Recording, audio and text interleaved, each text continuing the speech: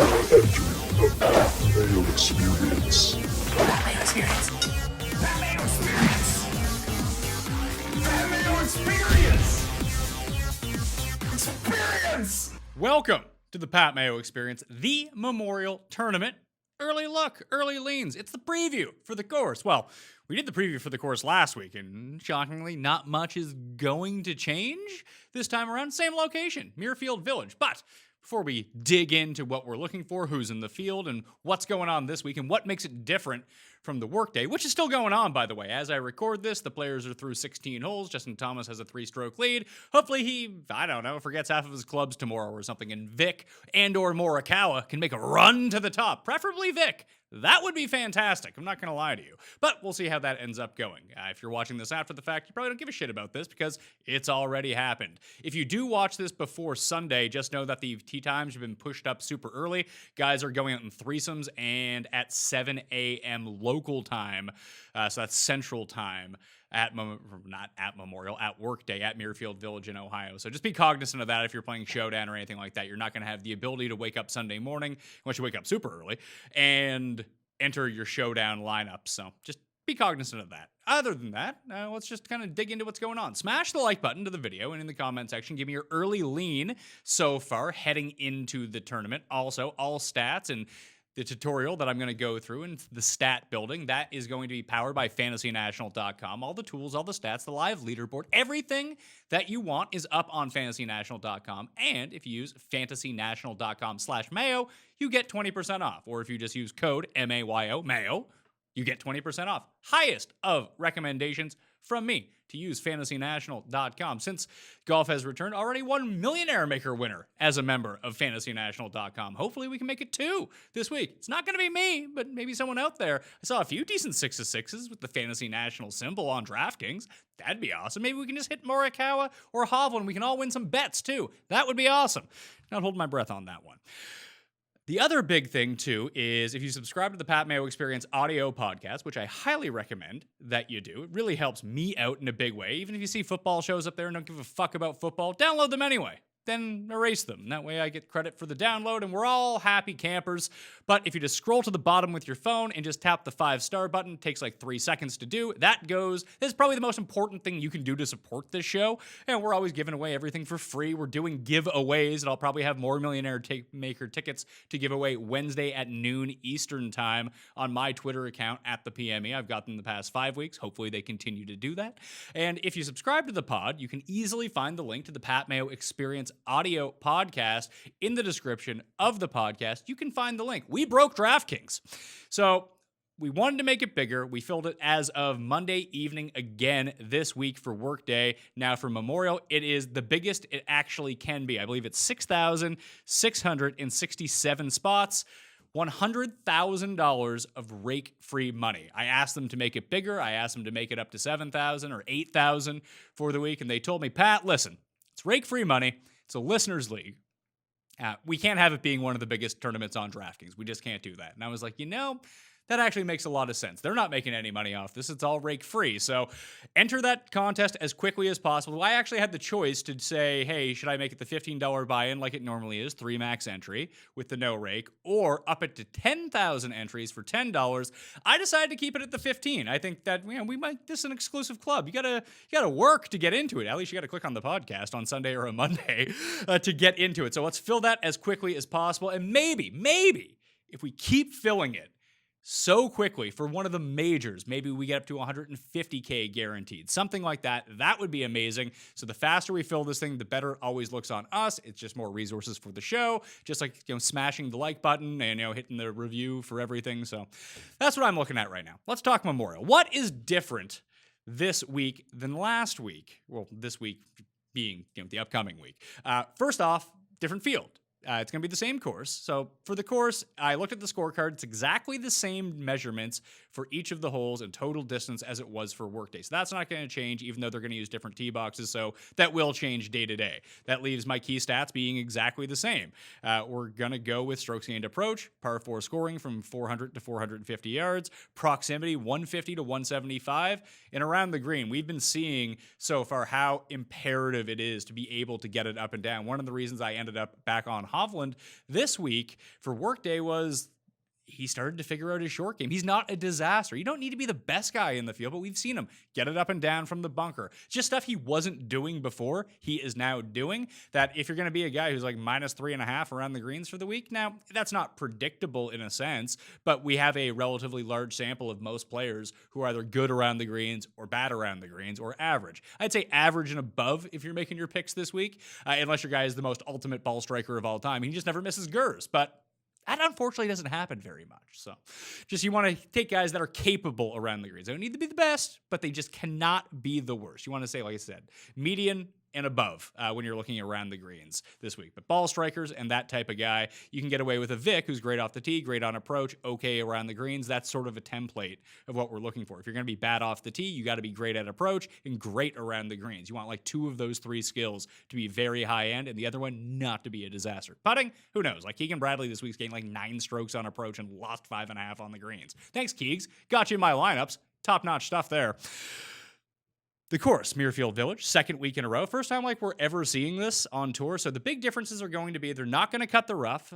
So the rough is going to be longer than it was this week. And it was already up a lot this week. So you get another 7 days worth of growth in the rough. The greens are going to be stronger. And this really got emphasized to me on Saturday. Ian Poulter hit his 3rd shot into the par 5 15th, and it just got stuck up on a ridge. Normally in the Memorial Tournament, with the way that they cut those greens, some of the fastest on tour, that ball rolls all the way back down to where the pin location was. That's what Poulter was playing, and it just stuck up there. Now, some of that had to do with the wetter conditions where it rained in the morning and the greens are a bit softer, but they're also not cutting it as short. It's not rolling as fast.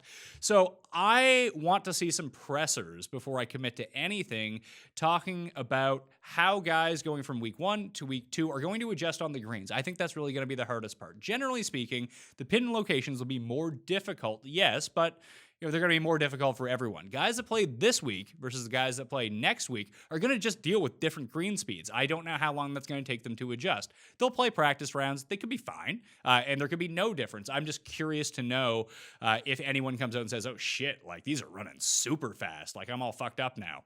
Sometimes, like when you come out of a weather delay and there's a bunch of rain on the greens, that all of a sudden putts start rolling slower. We saw that at Heritage earlier this year. It took Webb Simpson like 2 holes to get his bearings back and get the speed back right. So maybe it's just like a 3-hole difference, and maybe it's a non-factor. It's just something I want to look into when some more information comes out about it. So I wanted to throw that out on the radar to you. 7,456 yards for Muirfield Village, par 72, bent grass greens, some of the fastest. Like I mentioned on tour, that crossover with Firestone, that's still going again this week. Big shocker, Justin Thomas is out to a lead. He's won Firestone in the past, so just one of those things.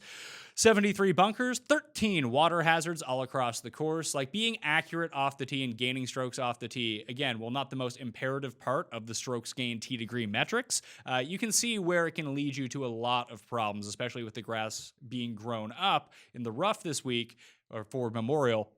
But they're really wide fairways, but those creeks, and they're not tributaries because they're not coming off of the ocean.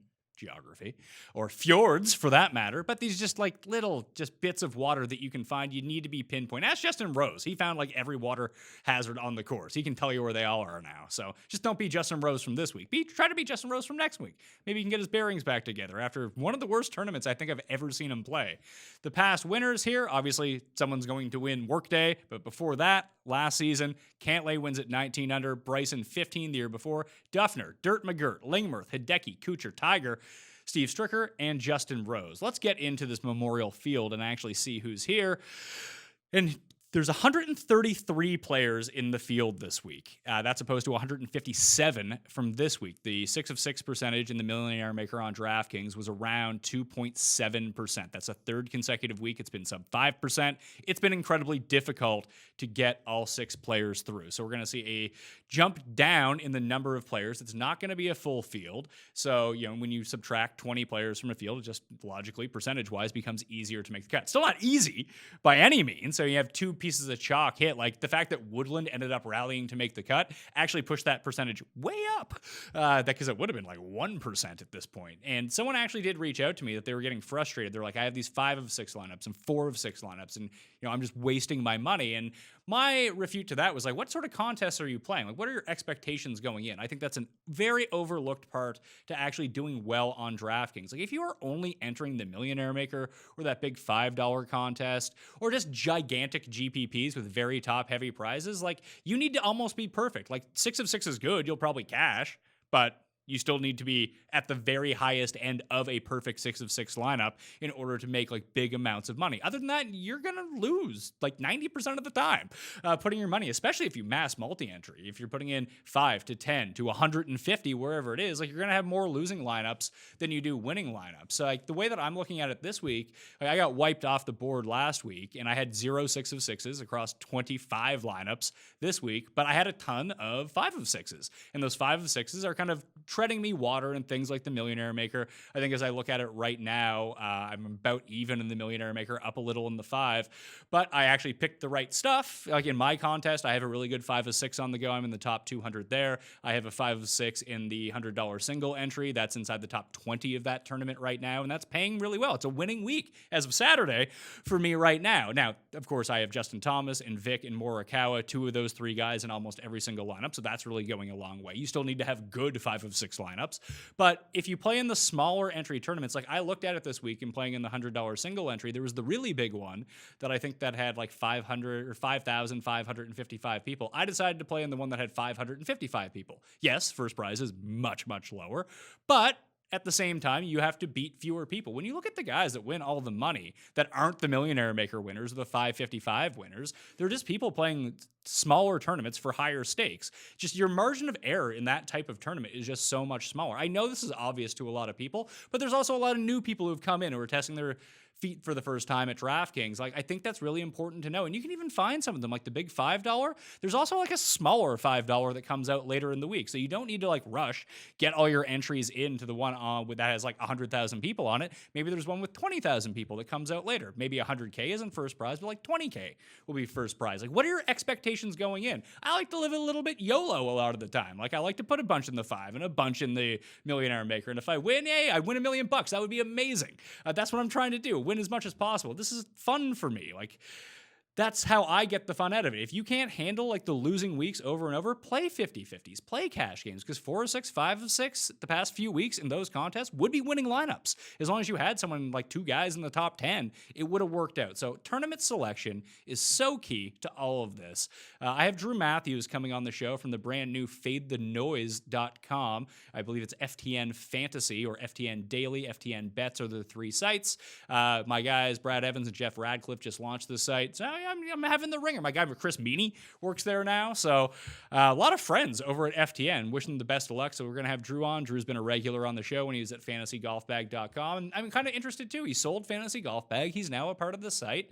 I mean, that's a really big thing in this sort of industry, being able to sell anything. That's a huge accomplishment. So I want to thank Drew. He is another former Millionaire Maker winner, Fantasy National member, until he started creating his own tools.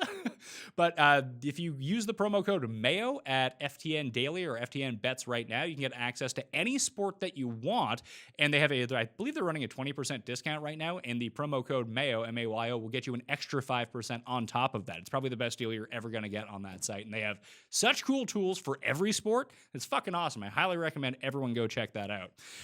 Guys in the field this week for the first time who didn't play this week at Workday. We have. Let's see here. Oh, yeah. Look, there's Rory McIlroy. He's back. Bryson's back. So those are the big 2. Dustin's also playing. Tiger is in the field. Dan Berger, Webb Simpson, Paul Casey, Tony Finau, Kevin Na, Hao Tong Lee, Cam Smith, Scott Piercy, the Jazzman, Lingmerth, Victor Perez, the Swedish porn king, Carl Peterson is back. Dirt McGirt, an amateur, Andy Ogletree. We have Matthias Schwab in the field, along with Hao Tong. So there's a couple guys here that we haven't seen in a while. that I just want to give you a quick update on. Hao Tong has not played since the first week of March in Qatar. He missed the cut that week. He's missed 3 of 5 cuts so far in 2020. So he hasn't played a competitive weighted round in the official world golf ranking since the first week of March. He's down to number 95 in the world right now. So the Hao Tong that we're getting is not the Hao Tong that you might have in your mind. Doesn't mean like he's a fade. He probably is a fade, but you can't just like hold that against him. He hasn't played in a while. Maybe he comes out of the break and all of a sudden he's great again. I don't know. But it's been a while since he's been really good. Matthias Schwab, number 90 in the world rankings. He last played at Qatar as well. 5 of 5 in terms of cuts on the European Tour so far in 2020. And all of his finishes have been between T20 and T44. His big run was at the end of 2019. He came 4th at the WGC in China. And that was a nice run for him. He was 4th in, he was 4th somewhere, missed in Italy, and then he was 4th at the WGC and then T2 the following week. High-end player. I like Matthias Schwab a lot. We'll see how he rates out for me looking back at it. Jason Bartleby, the Scrivener, the Aussie, number 177 in the world rankings, cuts the field at Memorial in 5 starts in 2020. He's 4 of 5. His best finish was T21 in Qatar. That was also his last appearance in a competitive event as well. Dirt McGirt, he's back. He played in Colorado on the Cordon Ferry 2 weeks ago, missed the cut. That was his first start since 2018. Probably not going to be looking at old Willie. Love myself some Dirt McGirt, but he might be past the prime now. The big one in the field that we haven't seen at all since the restart, Bernd Wiesberger. Still no Scott, no Stenson, no Tommy Fleetwood, but Bernd, feel the Bernd. He's in the field in Ohio. 2 of 4 cuts made so far in 2020. He was T17 in Mexico. He was T8 in Abu Dhabi during the Middle East swing when the competitive fields, the really competitive fields on the European Tour were going on. 3 wins last year in Euro, the number 28 player in the world. I'll be curious to see where he ends up priced. I like Bernd a lot. At his best, like he's a really good ball striker and a bad putter. You can get away with that here. We've seen some bad putters end up near the top of leaderboards. As long as you're striking the ball really well and the short game is working, you can let a lot of that stuff pass. So those are the guys who are in the field who weren't in last week. The other guys right now who are jumping into the field who played this week, JT, Rom, Xander, Mr. Hot Putter Xander, Hideki, Reed, Sungjae, Vic, Big Dick Vic. Come on, Big Dick Vic, get this done. Gary Woodland, who just had a horrendous, 23 holes, then really turned it on. Lowry did the opposite. Ricky, he's having a good week. Morikawa having a good week. Cantlay couldn't get it going. Same with Neiman. Leishman missed the cut. Fitz ended up making it. Rose, disaster week. Poulter's looking good. Louis melted down on the back nine on Saturday. I think he just he was basically saying, hey, I'm going to have a shot for every bogey that I make. It was not great. Hadwin, he fizzled off as well after a good first round. Day could not hit his approaches in round 3 all that well, but he was looking a lot better this week. Cooch, Streelman, Spieth, and then Brooks Koepka decided, you know what? I went on my run. I made 6 birdies in the final 10 holes coming in. Did not make the cut, but I'm going to stick around and play the week again at Muirfield. So it's interesting to have him back and which Brooks that we're going to get. Everyone was just kind of piling dirt on his grave, then all of a sudden Brooks showed up. So in more difficult conditions, which I do expect this week, maybe Brooks is the guy you go back to. Brooks and Rose. We'll see. I want to use them if they are legitimate contrarian plays, but if everyone has the same thought that I have, it's hey, let's go to these guys, and they become uber chalk, probably going to fade them. That's going to be the case for me this week. But Brooks is still outside of the bubble in the FedEx Cup rankings. And listen, Brooks loves money. He loves winning majors, and he loves big money. And with so much on the line to actually win the FedEx Cup playoffs, he wants to make the FedEx Cup playoffs. He was already committed to Minneapolis in 2 weeks. He's already on location. Just if his game's looking all right, he's feeling good. Get back in the field, Brooks. That's what he's done. Other guys who didn't play last week who are actually showing up this week, you have Harris English, Abraham Answer, Brennan Todd, Eric Van Rooyen, Alex Noren, and Christian Bezinhut, along with Lucas Glover. They will all be in the field after not playing Workday this week. I mentioned the big stats to look at for me: approach 450 to 500 par 4s, sand saves around the green, and proximity. What I want to do now is bring you into Fantasy National.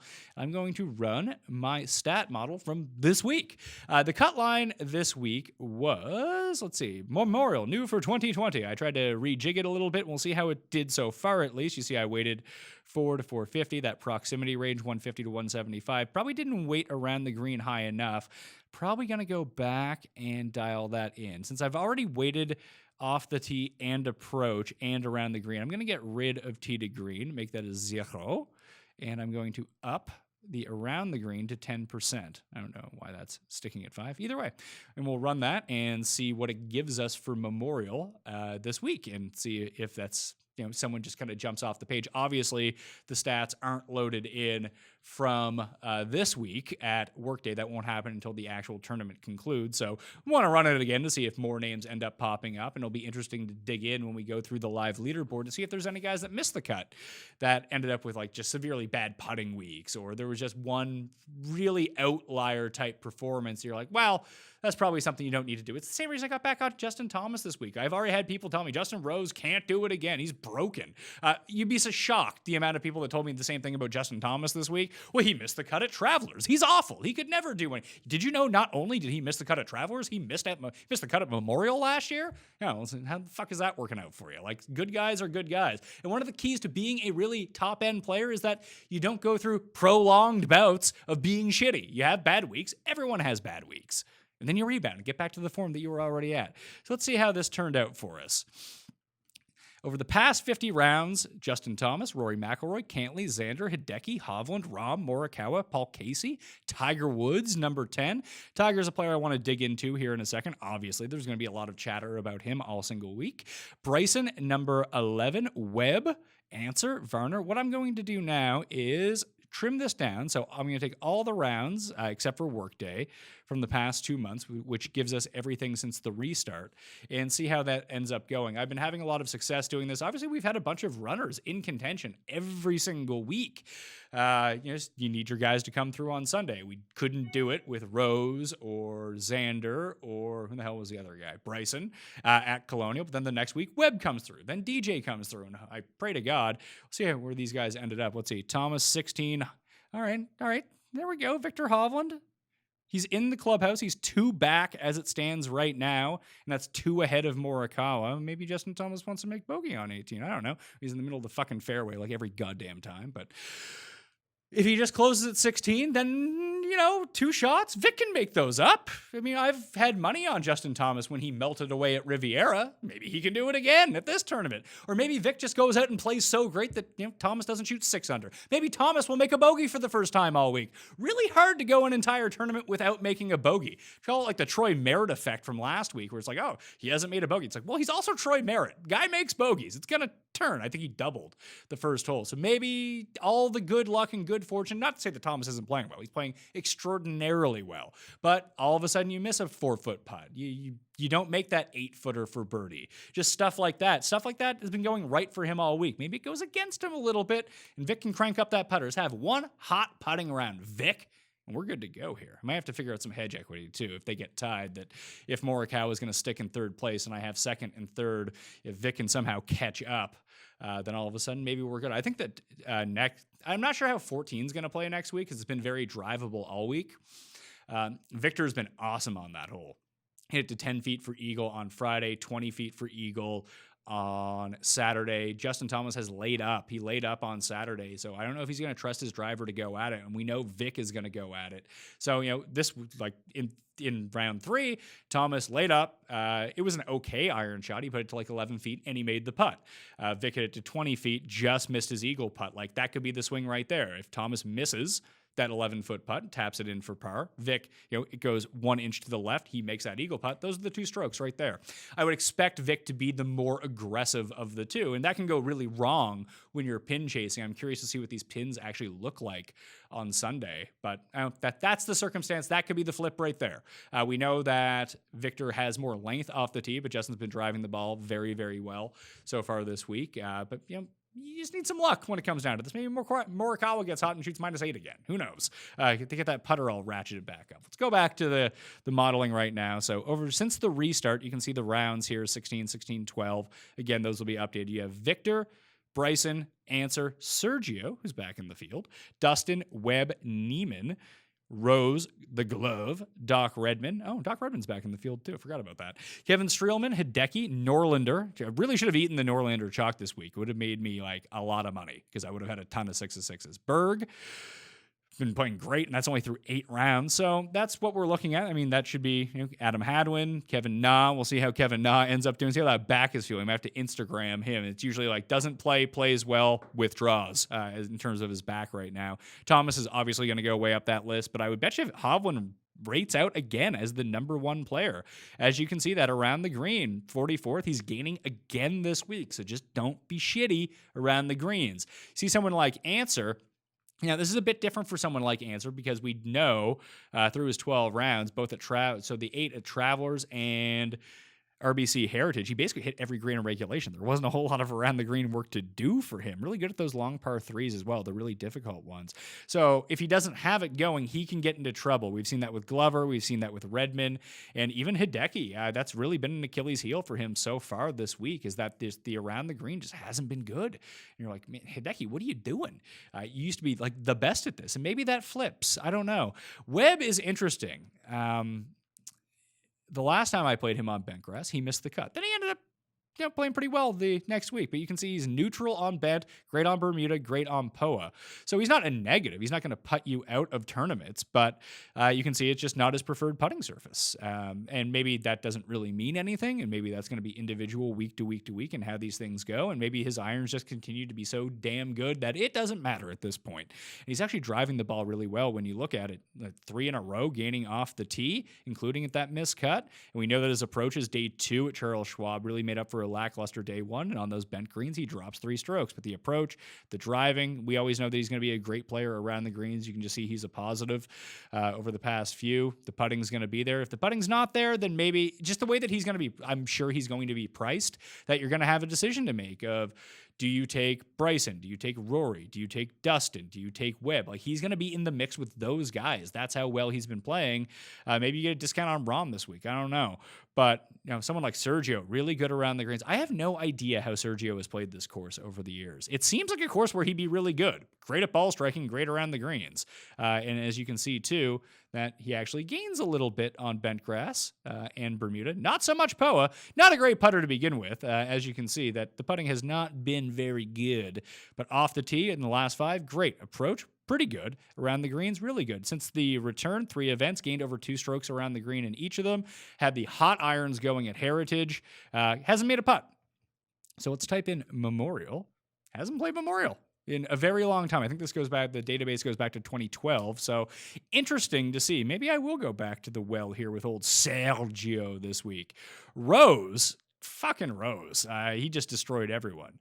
If the one saving grace to Rose is I constructed so many lineups with him in it that had like some of the lower guys who ended up missing the cut, because I found it hard because I was really big on Thomas on DraftKings, not so much in the betting market, and then Vic, Neiman, and Morikawa on DraftKings, that it just didn't leave a whole lot of room for Rose. I still had him, I think, in 25% of lineups.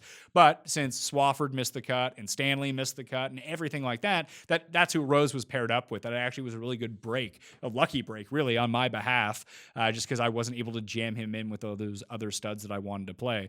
But you can see, like, he was, like, when we go and look at what he did this week, he lost in all 4 categories. Like, he was really bad. But he's gained off the tee in the other 3 events that he's started. He lost on approach minusculely at Travelers, but had gained a whole bunch before that, had gained at API as well. Usually very good around the greens, was not this week or at Travelers. And the putting was pretty bad. But now, the last time we were on bent, gained 5.4. Always better on Bermuda, but a positive putter on each of them. So depending on what his price point and the intrigue is going to be for Justin Rose, I could see going back to him. That wouldn't surprise me. Who are some outliers here since the restart? Rory, we feel like he hasn't played well. Like, he's still 24th. T. Dunks is back in the field. He's 22nd.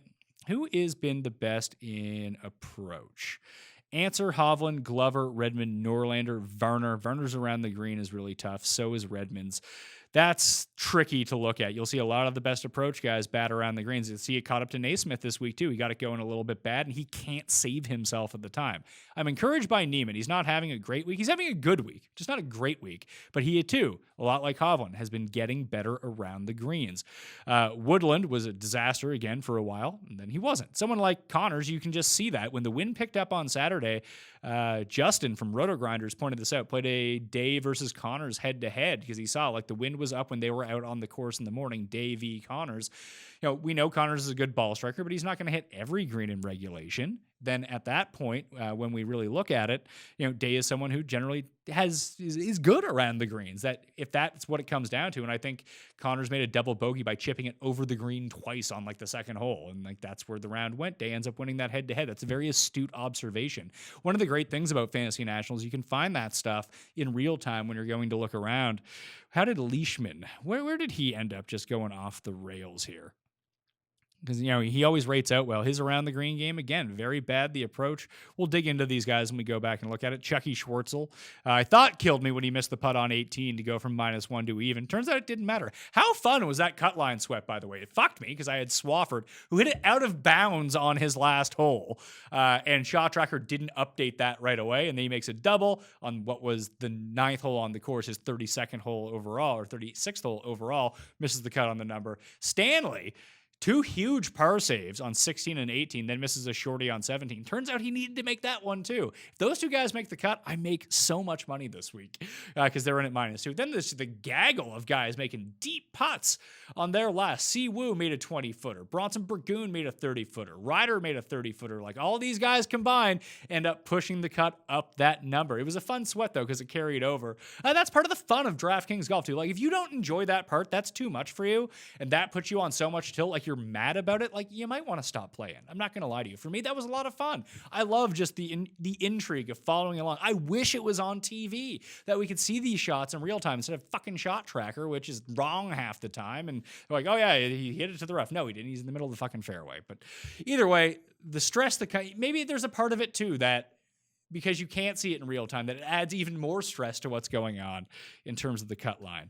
Tiger is a player I want to look at here, just very briefly, just because we haven't seen him all year. So last time that we saw him, I guess he withdrew from the Players' Championship, so it wasn't even there. The Genesis. Now, he did play that charity event and looked pretty good. I was actually quite encouraged with what I saw. So the ownership has been down on Tiger kind of across the board. As we know, he's won this tournament 7 times. Last year, 2 years ago, such an outlier for him. He was 9th last year, played really well, gained 11 strokes on approach 2 years ago, lost almost 8 on the greens. That is insanity. Like I said, the last time he won was 2012, gained 11 on approach. I can actually see him using a lot of Tiger this week. I think he's going to be priced down. I'm curious to see where it goes. And he just has a lot of, listen, he took a ton of time off between Hero and Farmers. And what did he do? He ended up coming 9th and played really well. Took a ton of time off from BMW to Zozo. What does he do? He wins at Zozo. So I'm not too concerned. If there's a guy who knows how to play really well coming off an extended break, it's Tiger. And this is a course where he's had a lot of previous success. And realistically, it was how he drove the ball in that charity competition. Now, maybe, you know what? No pressure, not that big of a deal, but I thought he looked fit. I thought he looked good. And realistically, I thought that went really well. I want to go back to the Workday field just very briefly. To see what is going on with the modeling and see how that turned out. And try to be somewhat objective here in how I'm looking at it. I don't want to take the great successes on. It's funny. All my lower end 2 weeks, I think it was 3 weeks ago, all my cheap guys, the 6K guys, the low 7 guys, all made the cut. I was a disaster up top. Last week was just kind of across the board. This week, all my top end guys are playing fucking fantastic. And all my cheap dudes ended up missing the cut. Let's see. Thomas, where is he at here? Oh, good. He put it to 18 feet. Oh, no, and he pars. So it's going to be a 2-shot lead for Justin Thomas going in to the weekend. All right, that's not the end of the world. Morikawa's 4-back. Vic is going to be 2-back, and they're going to play in threesome. So it's going to be Thomas, Morikawa, and Hovland all playing together. Burns, Streelman, Poulter all playing together as well. Interesting stuff there. Maybe Burns or Streelman can get hot, but you have to think that the winner is going to come from Thomas or Hovland looking into it. I'll even try to update what the odds are now that those are settled. I'll try to research those. How do we do this week in terms of the model? Thomas, Cantlay, Schauffele, Hideki, Rahm, Morikawa, Hovland. Big miss, big swing and a miss on Harold Varner. Neiman, big swing and a miss on Rose. Streelman didn't listen to the modeling. Really would have liked to have him right now. Connors made the cut. Munoz had a horrendous round 1 and a really good round 2 and still lost strokes putting. So I'm interested in him in next week as a rebound guy. I mean, the stat model always loves, it's just like the Fantasy National Simulator, always loves Sebastian Munoz, but he'll be an interesting play. So it's hit and miss at the very top. I mean, it spit you out a bunch of guys. I mean, out of the top 7 players in the model, the 1, 2, and 3 are all there. That's how it's supposed to go. The other guys all made the cut. Rom had a bad Saturday, but I mean, it's not telling you what you don't know. These are the best guys in the field. So it was, hit and miss down the board. Reed ends up making the cut. Obviously, Damon did not make the cut. That was bad news.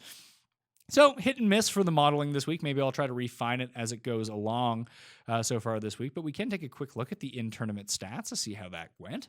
Maybe we can even see if there's any showdown plays. Let's just take a look at round 3 in particular right now. We'll go to the total for the week. Who had the best day on approach? Matt Jones. Made some putts, too. He actually had a really nice round. He's T13. Poulter. Oh, sorry. I'm looking at around the green. I'm an idiot. Approach. Merritt. Ryder. CT Pan. Pan's been sneaky all right since the restart, by the way. Probably not the best course for him, but once we get back to some shorter tracks, CT Pan could be a look. It's going to be a while till that happens, but Xander, Woodland, Silkinson, Richie Wierenski. I actually had a 3-ball, which Wierenski lost because he couldn't make a fucking putt, as it turns out, or drive the ball, but very good on his approaches. The Gooch, Thomas, Burgoon, Im lost 3 strokes putting for the round. He's starting to get it back together, by the way. So his price is probably going to come in the 45, 50 to 1. He's going to be cheap on DraftKings. He wasn't popular this week. He's not doing much. He's T41, but I think he's actually outplaying where his position is right now, ball striking wise. Generally a very good player around the green too, and you can see that he's right around even for the week. So that is something to look for. Keegan Bradley lost almost 4 strokes putting. That's saying I used you in Showdown. Thanks for that. Streelman couldn't make a putt. The ball striking was all right. So you can see some more guys. Let's sort by just overall ball striking. Ryder, Merritt, Hovland, Scheffley, Im, Thomas, Burgoon, Fowler, Gooch, Woodland, Pan, Henley, another guy who couldn't drop a putt on Saturday. So that's interesting to kind of look at. Let's go back and look at the overall tournament to see where the guys ended up and just kind of take a gander at some of the players who missed the cut. And to see Rose is the one I really want to look at just because I said I would bring that up. Look at this. Actually gained off the tee for the week. That's nice. -4 on approach, -2.5 around the greens, -3.6 putting. Not a great showing from Justin Rose. It strikes me hard to believe that he would lose that many strokes again. He's a world-class player who had been playing relatively well. That's such an outlier week that I'm almost willing to give him a pass to my own detriment, I'm guessing. So let's just kind of see here. The guys who made the cut. Oh, big shocker. Jordan Spieth lost 2.5 strokes on approach. Rose lost 4. Brooks gained in all 3, tee to green, lost on putty. First time he's lost on putting and got it really back together coming in. So maybe he can ride that wave. Bubba was bad. JB Holmes withdrew from this tournament. Not sure why. Really good getting it going on Friday for Jim Furyk, another player who's played really well at this course in Bridgestone in the past. He'll be cheaper than the 6,900, I'm guessing, next week. So he's someone at the very bottom end you could look to. Griot, big shocker, lost 3 strokes putting, good on approach. Luke Donald, oh my God, gained on approach? That's probably not going to happen again. Ryan Palmer was 80 million over. It's funny because it was a lot of around the green and putting. No one's going to use him next week, and you probably don't want to, but it was really 2 holes that did him in. Just stop chipping it into the water over and over. You're going to be fine there. Ryan Palmer, -6, -3 for Hudson Swafford. All right, Max Homa played really well. That's what we expect, but -2.1 putting. So I wouldn't hate going back to him again. He'll probably be cheaper than the 7,100, and he's probably not going to be as chalky. Stewart's just probably never going to gain any off the tee, and that approach for him is a bit dicey, although he has been playing well. Bryce Garnett gained in both. That's interesting to see. Probably do a deeper dive on him. Let's see. Sung Yul No. Couldn't drive the ball for shit. Gained a bunch on approach. I had him at low Asian at 18 to 1. Might play that again next week, and we'll probably get a bigger number. That's the one thing that I've learned. I got off Chase Cipher. Not Seifert. Cipher, as it turns out his name is. Been bad off the tee for this is Sung Yul No, by the way. But he's been gaining on approach in each of them. You turn a hot putter in all of a sudden when you're Sung Yil No. Like, he lost this week, but maybe he can get back to gaining like he had been doing. So he's another guy who probably comes in. He's probably down from 68 to like 65, 63.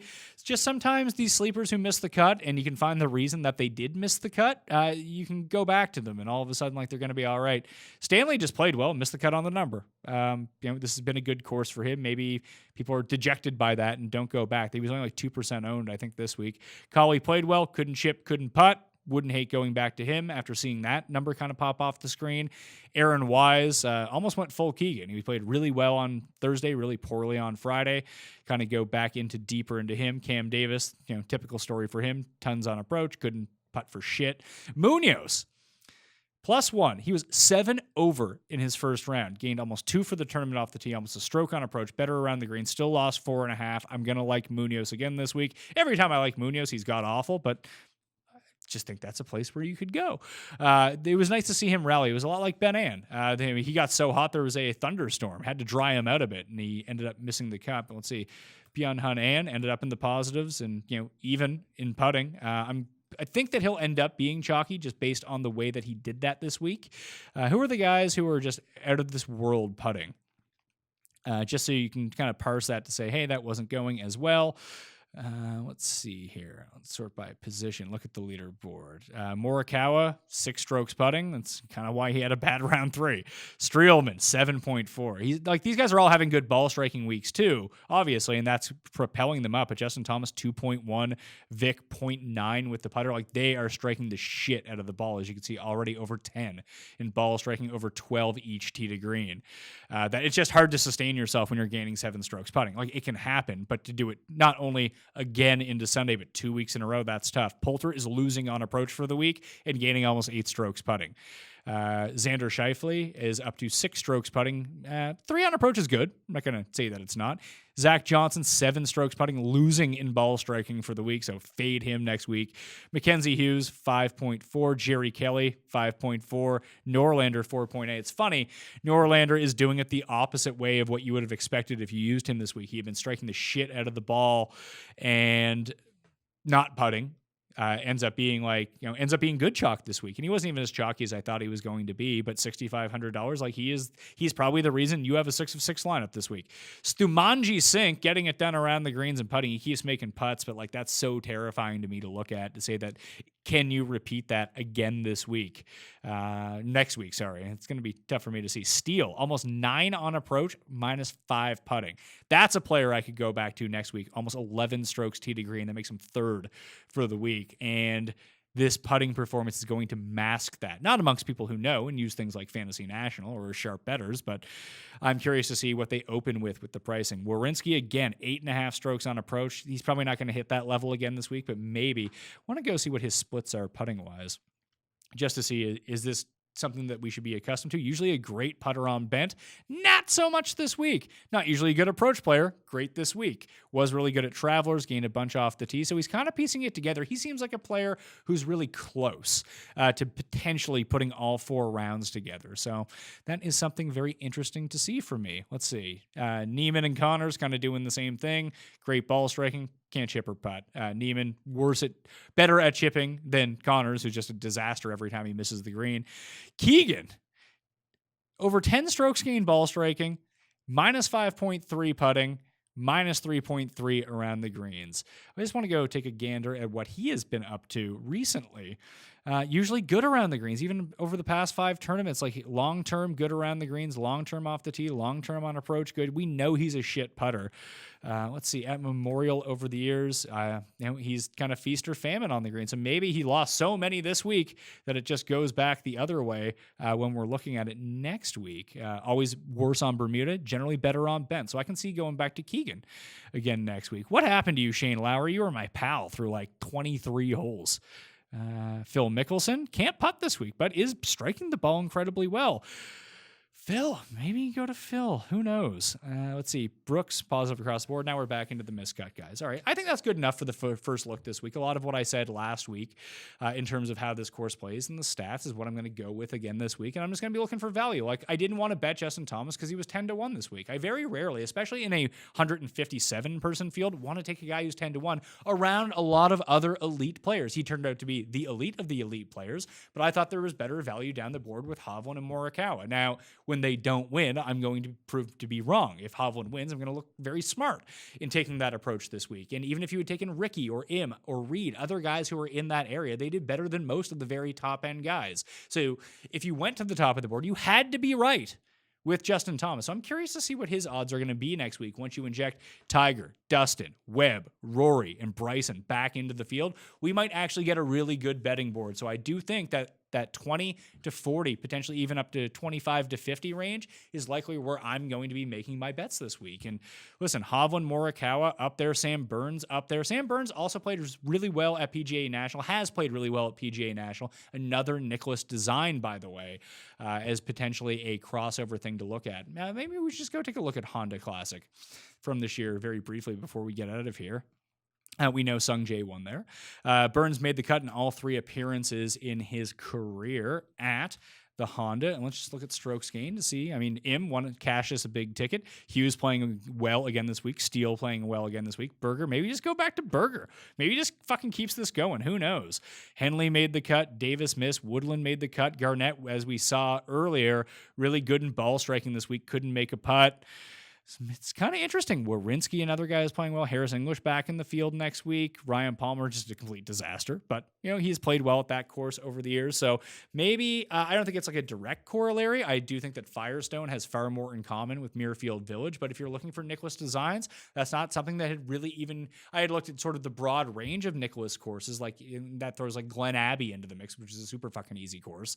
And that spouts Johnny Vegas up the list all of a sudden. So maybe that is one to hammer down on if you're looking in that mid-range or for a sleeper. I can think my early leans right now, Sung Jae, I want to see how he finishes. And with all these great names in the field, if Vic doesn't win, maybe just go back to fucking Big Dick Vic. And Neiman was 50-1 this or 45-1 this week. Maybe he gets pushed back down to like 60, 65. I really wouldn't hate that. You have to be terrified, again, of all of the big name players that are there. And I'm curious to see what that Tiger price is going to be. Maybe it's good. Maybe it's like 20-1. Doubt it. Maybe it is. Bet that too.